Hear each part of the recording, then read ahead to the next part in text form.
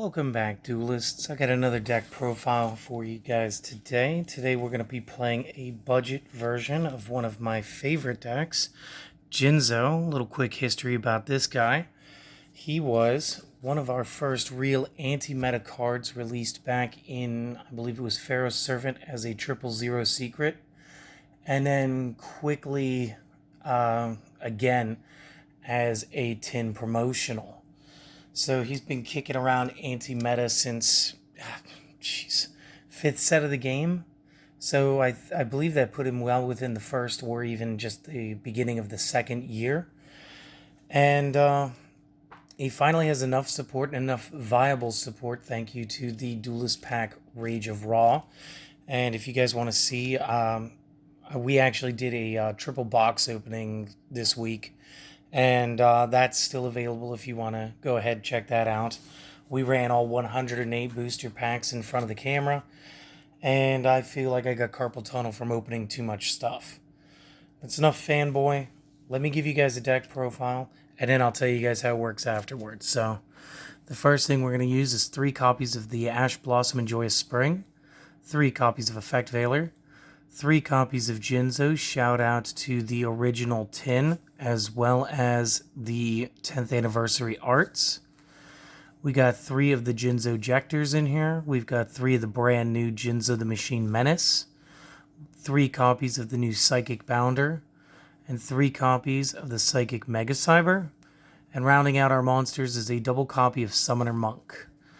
Now our spells, we're going to be using 2 copies of Lure of Darkness, 3 copies of the Cyber Energy Shock, 3 copies of the Foolish Burial Goods, 3 copies of Law of the Cosmos, a single Mind Control, 3 Super Polymerizations, and for our trap cards, we're going to run 2 copies of Breakthrough Skill.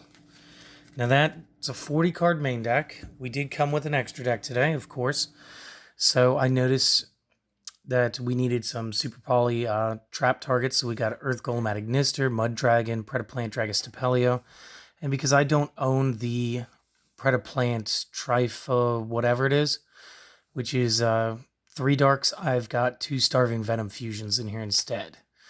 I do have the Abyss Dweller, the Exciton Knight, the Jinzo Layered, the number 41 Baguska, the number 101 Silent Honor Arc, a double copy of the Photon Strike Bouncer, and a Tornado Dragon, and our 2 links are going to be the Nightmare Phoenix and Unicorn. So if you guys were just here for the deck list, we got that to you in under 3 minutes. You guys are free to go. Class is dismissed. However, if you want to stick around and I'll explain it, we'll go for it.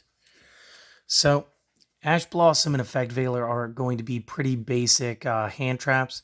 They hit just about everything in the game. You can play other ones if you want. But of course, Jinzo is going to be negating traps on the field, so we can't rely on too many traps. That said, Jinzo is self-explanatory as well. Ejectors may be the first one you'll actually need some tutoring on, so this card becomes Jinzo while field or discard pile. You may tribute this card to add a Jinzo monster from the deck to the hand. Except, of course, Jinzo Ejector. Then reveal all set cards in your opponent's spell traps, and if there are any traps among them, and I believe this is among all the cards, or maybe it's just the ones that are revealed, then you may special summon a Jinzo monster or monsters from your hand up to the number of traps revealed.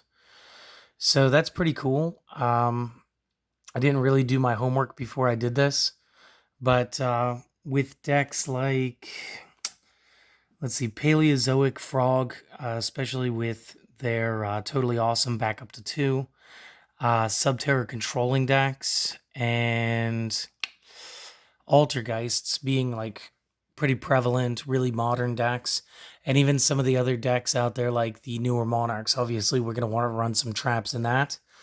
So Jinzo Ejector still has play. We got the brand new Machine Menace, so his effect, if there's a trap face up on the field or in either graveyard, you may special summon this card from your hand, and if you do, it becomes a level 6 until the end of the turn, which allows you to play for your Jinzo Layered. Additionally, during the main phase, you can tribute this card, special summon a regular Jinzo from the hand or graveyard, and destroy all traps the opponent controls. And if there are set cards, you'll actually get to flip, reveal, and then destroy as appropriate. Each of these effects is a hard once per turn, which means you're not going to be summoning 3 of these in a single turn. But that helps make the deck a little more fair and balanced. And I believe, yeah, he's running the same stats. All the difference is this one special summons and it's a higher star level to start. Psychic Bounder is actually one of our better cards, as it's going to be a main starter for you to get most of your plays going. So when normal or special summoned, you can add a Jinzo monster, Jinzo, or a spell trap that specifically lists his name in the text from deck to hand. And when another monster I control is attacked by an opponent's monster before the damage calculation, I can destroy this and the other one. And it's just really cool. It's like a retrain of the original Reflect Bounder. I love the art. Felt cool. Psychic Mega Cyber is another one of those retrains from like Fiend Mega Cyber. And this one's going to get some cool new effects. So if your opponent controls more spell traps than you do, you can special summon this card from your hand. You may only special summon one of these per turn this way. And you don't have to worry about that being like set cards or anything. A lot of decks use field spells or some continuous back rows. I know Ancient Warriors are using like Tanky and stuff like that. So there's a lot of options. It doesn't have to be a trap, is what I'm getting at. And when this card declares an attack on an opponent's effect monster, while you control a Jinzo, you may tribute this card and sucker punch that opponent's monster into the back row as a face-up trap. So again, Psychic Mega Cyber is going to really allow the Jinzo Machine Menace to come up and do his job. And that could, depending on the effects on field, as long as things like Appaloosa aren't around, this could allow us to sucker punch big boss monsters and get them off the field quickly.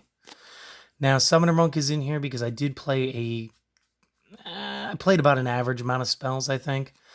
But some of the spells are going to be like one-shots. Like, you really only need to use Foolish Burial Goods once. Or you might be playing up against somebody that doesn't have anything that you could fusion trap with the Super Poly. And it still allows you to get off plays, especially using the Psychic Bounder. Because again, it's when it's special summoned.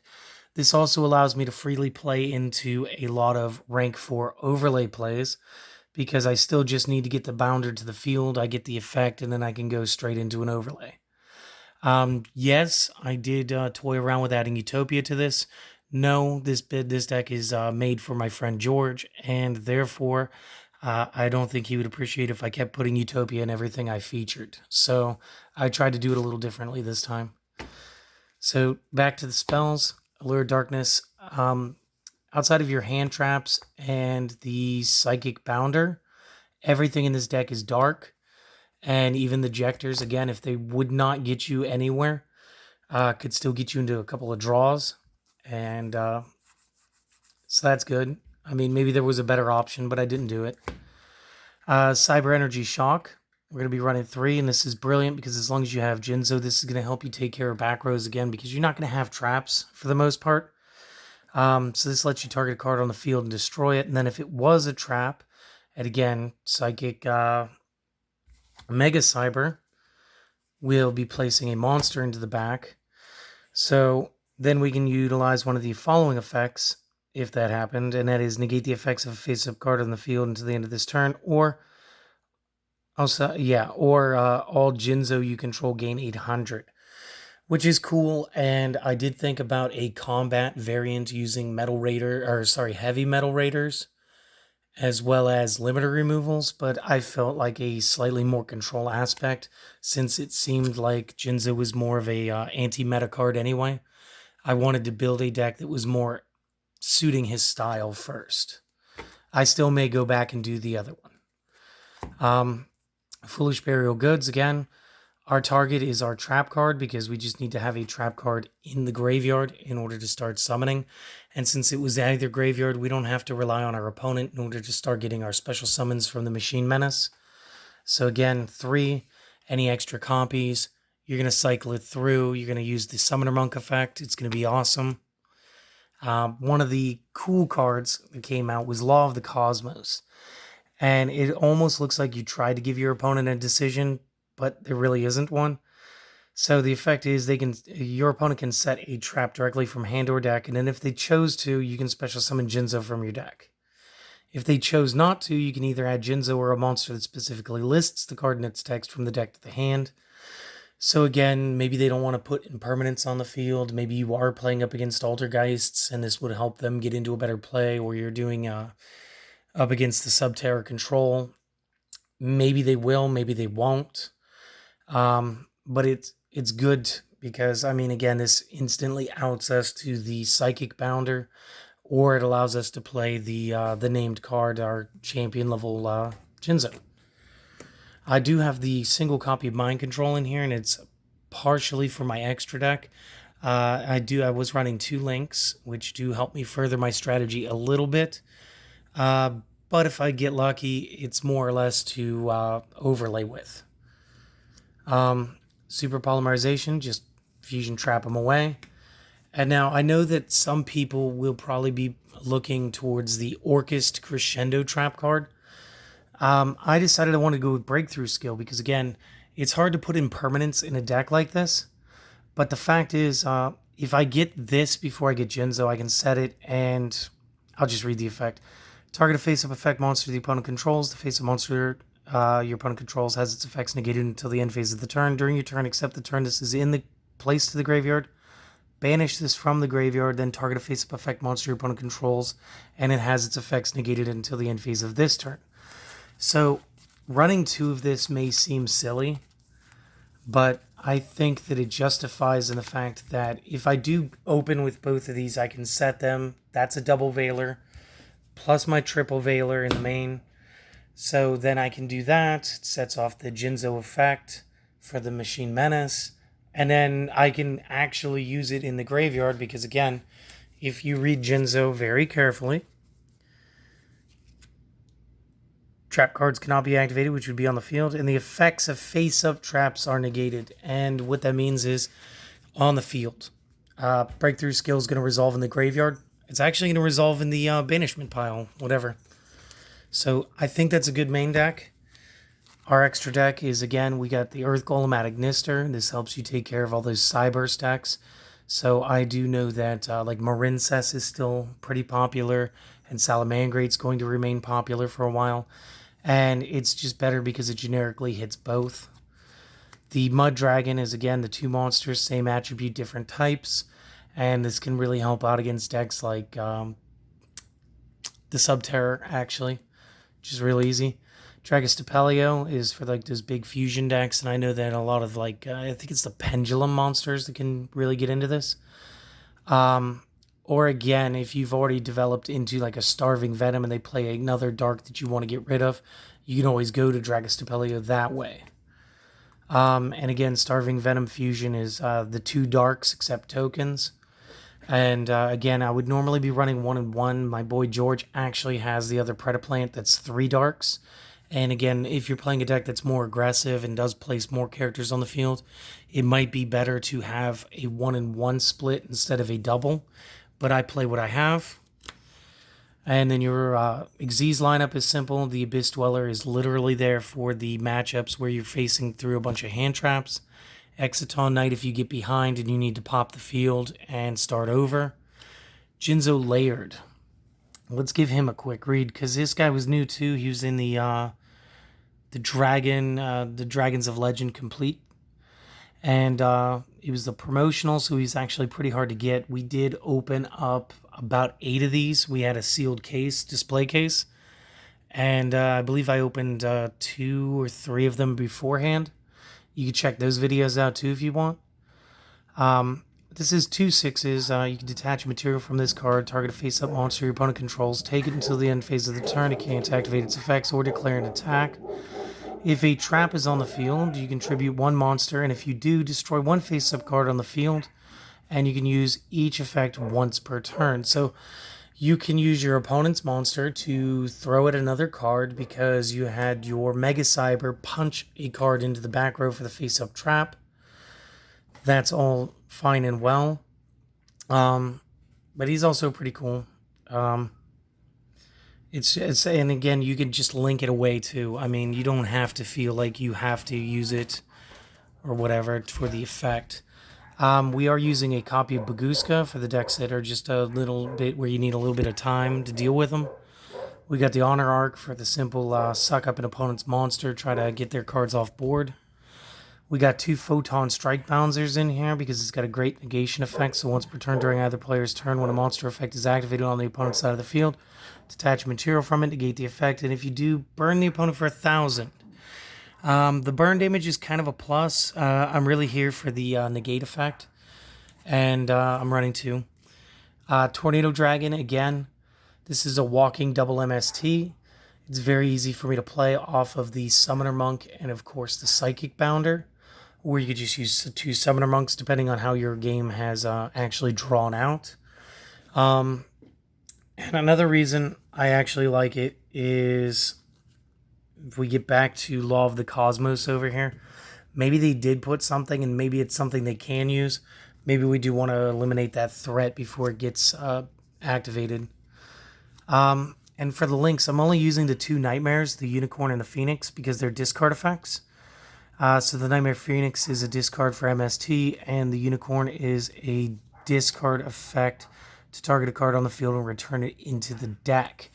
And again, both of these effects are going to help you depending on how your hand ended up working itself out. You might have the breakthrough skill, but you might already have enough stuff to place Jinzo to the field. So rather than trying to set this and hope that your opponent can somehow break your board, it might be more advantageous for you to be able to send your own trap card. Or again, the excess of spell cards like the extra Foolish Burial Goods or Super Polymerizations, depending on the situation. I'm not going to do a test hand today, and I know I have a habit of always putting up a dual center, so today I just pulled out an Naruto card. So today Sasuke is our dual center. He's not really going to do anything, pretty much like the show. I do want to try to sneak out another deck before I start working on all of the Halloween content for what I'm calling Spooktober. And I will be having giveaways on all of the Halloween-themed videos. So I do want to try to get out one more video before that, and I want to do the Mech Lords because, again, if you go back and you watch our triple box opening, we pulled darn near the entire thing. I think we were off 1 ultra rare and 2 or 3 supers. But I opened another box previous to that video. I've got the supers all accounted for. So, sorry for being long-winded. I didn't mean for this to take almost 20 minutes. You guys have a great day. We'll see you next time.